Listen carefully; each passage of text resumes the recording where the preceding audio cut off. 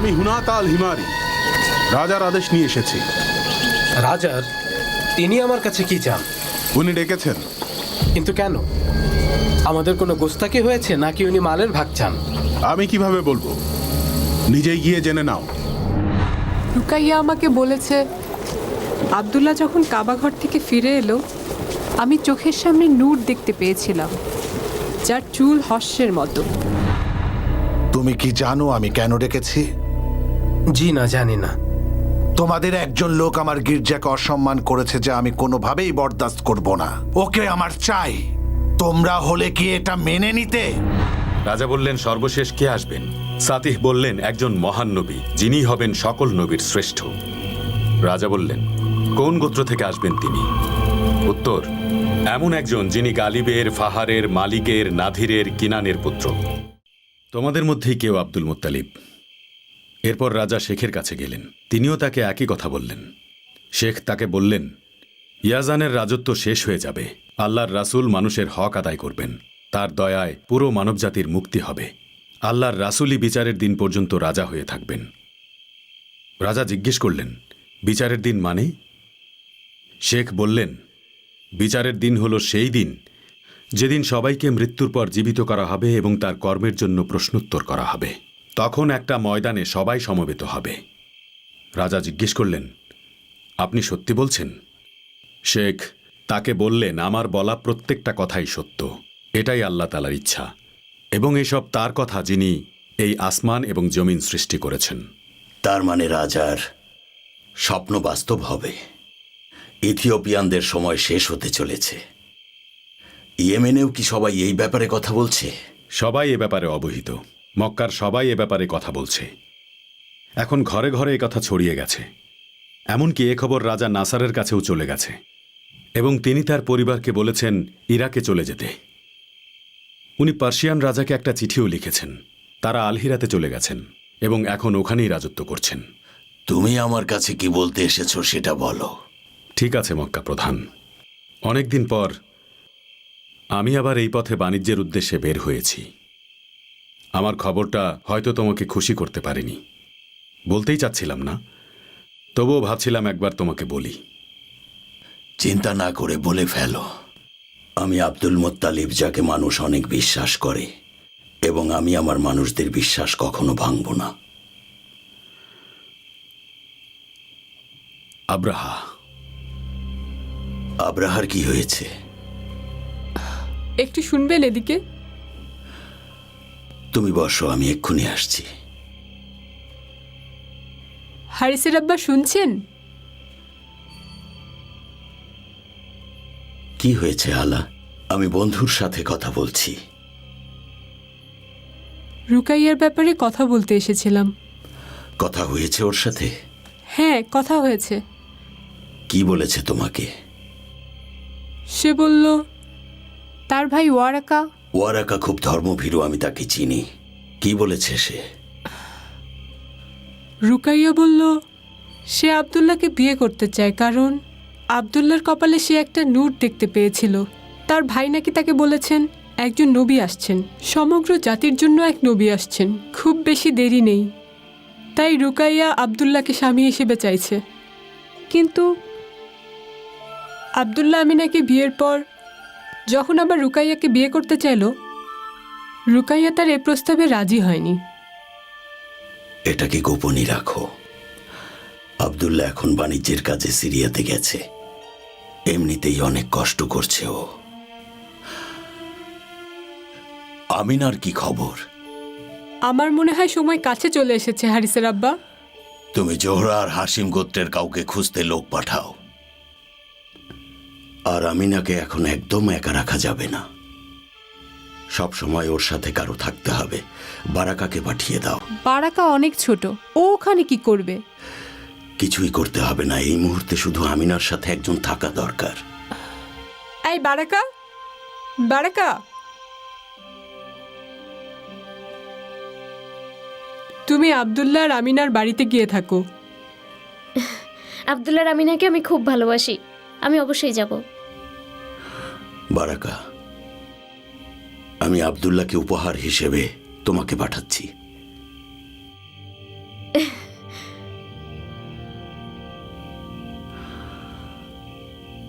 আমি মেহমানের কাছে যাচ্ছি।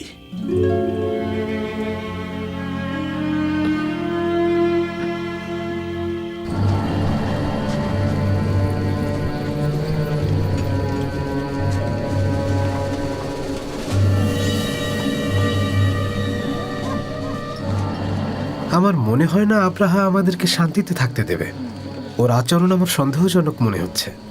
কি চায় ও? ও কি মক্কায় কোনো দুঃসংবাদ নিয়ে আসবে?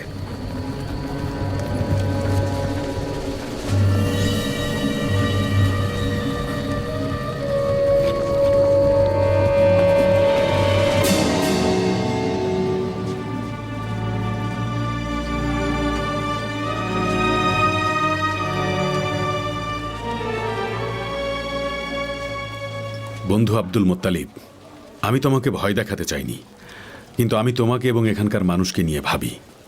আমি বাণিজ্য করি এখানে, আর তুমি তো জানোই খাতেমের লোকেরা কাবাকে মানে না। খুলে বলো বন্ধু, আমি জানি তুমি কিছু বলতে চাইছো। না আব্দুল মোত্তালিব, নিজের জন্য বলছি না, কিন্তু আমার মনে হয় আব্রাহা কোনো পরিকল্পনা করছে। কি পরিকল্পনা?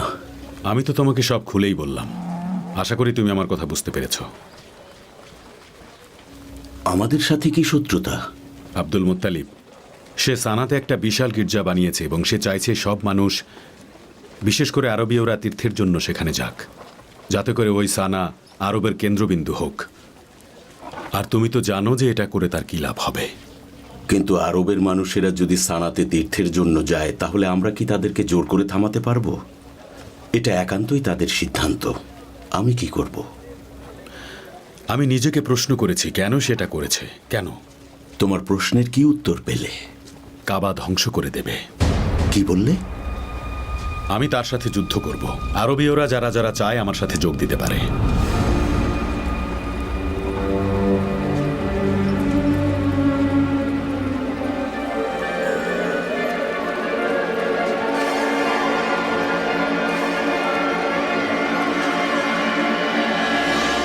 যুদ্ধের জন্য সৈন্যদের প্রস্তুত করো। মক্কাকে ধ্বংস করার জন্য এগোতে তোমাদের ঠিক কতদিন সময় লাগবে? কয়েক সপ্তাহ লাগবে। আমাকে আরেকটা কথা বলো তো দেখি, মক্কা থেকে ইয়েমেনে যেতে ঠিক কতটা সময় লাগে?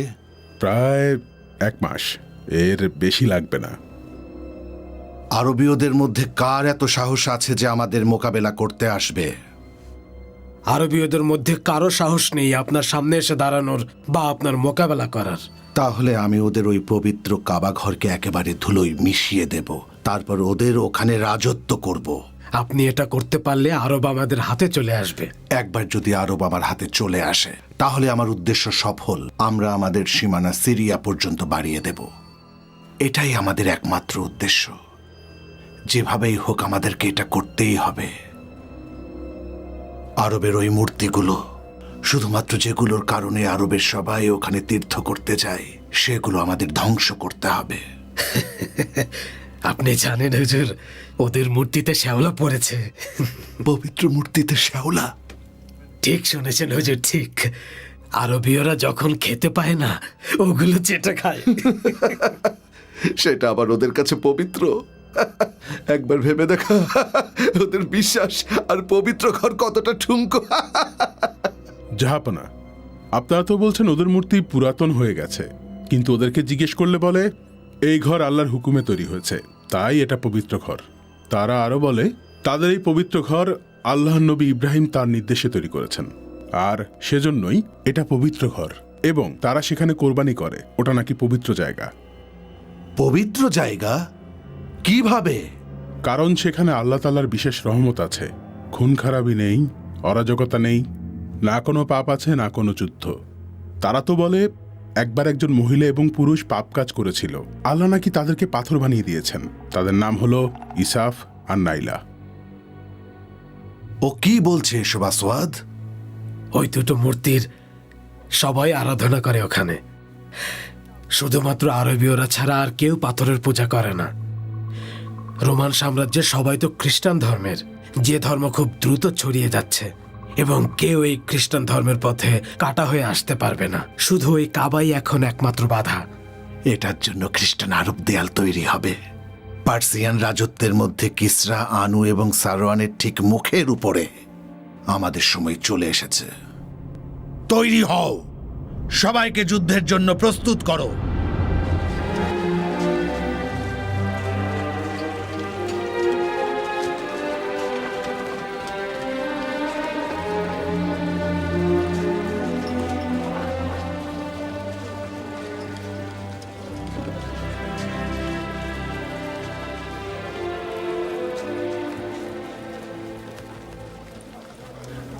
হালা, হারিসের আব্বা, কি হয়েছে? মন খারাপ নাকি তোমার?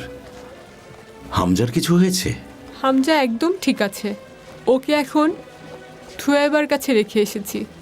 আমার সেটার জন্য মন খারাপ না। তাহলে কি হয়েছে হালা? আমিনা, আমিনার কি হয়েছে? ওর সাথে দেখা করতে গিয়ে দেখি খুব কান্নাকাটি করছিল। জিজ্ঞেস করায় বলল আব্দুল্লাহর কথা খুব মনে পড়ছে। আমি দেখা করে আসবো ওর সাথে।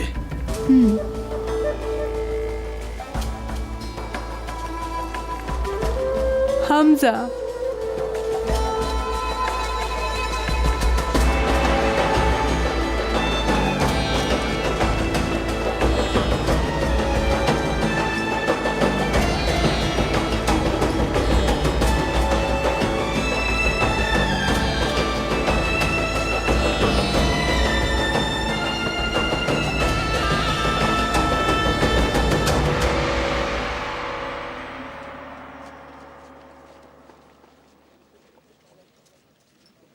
ও চলে এসেছেন আপনি?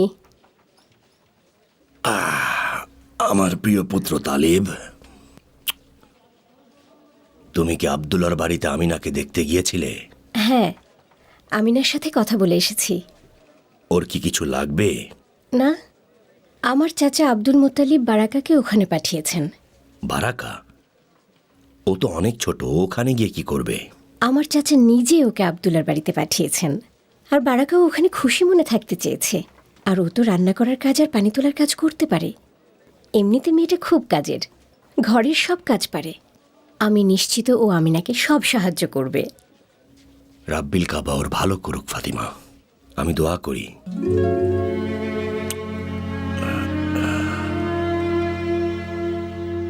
আমি তোমার সাথে একমত না ইবনে জাদান, তবুও বলো তুমি কি বলতে চাও।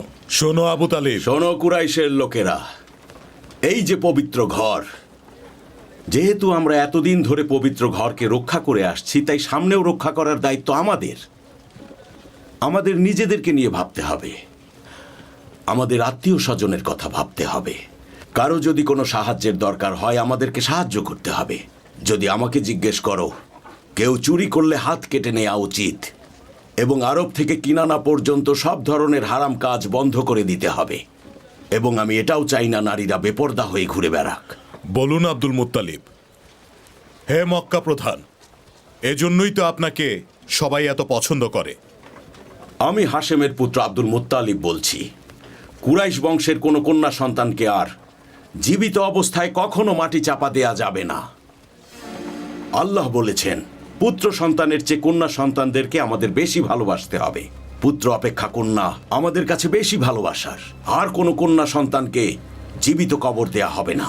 কন্যারা বড় হয়ে আমাদের ঘর সংসার সামলান, তারা সন্তান প্রসব করেন, ঘরবাড়ি সামলান, আহার তৈরি করেন। কিভাবে তাদের জীবিত পুঁতে ফেলবে? আর যখন যখন তোমরা বৃদ্ধ হয়ে যাবে, তখন একমাত্র কন্যা ছাড়া তোমাদের আর কেউ দেখবে না।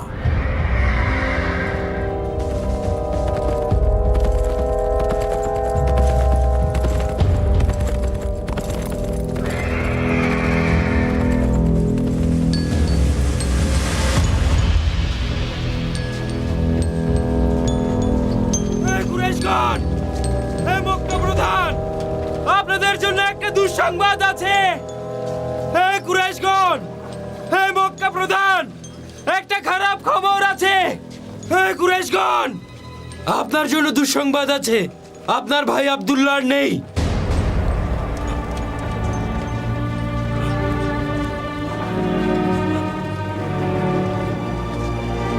আব্দুল্লাহ,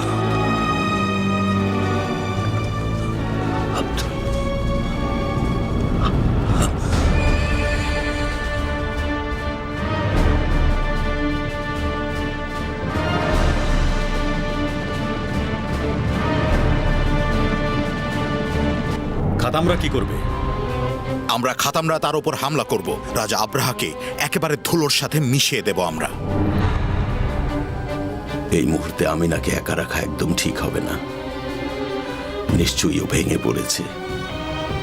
ওর কষ্ট আমরা অনুমানও করতে পারছি না।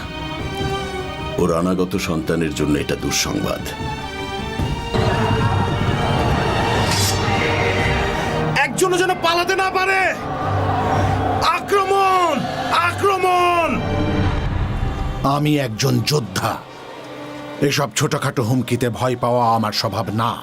ওদেরকে যুদ্ধ করতে দাও। খুব তাড়াতাড়ি ওদের চোখ থেকে পর্দা সরে যাবে। আমি ওদের প্রত্যেককে আমার কারাগারে বন্দি দেখতে চাই। আর ওদের ওই সেনাপতিকে আমার সামনে জলদি হাজির করো।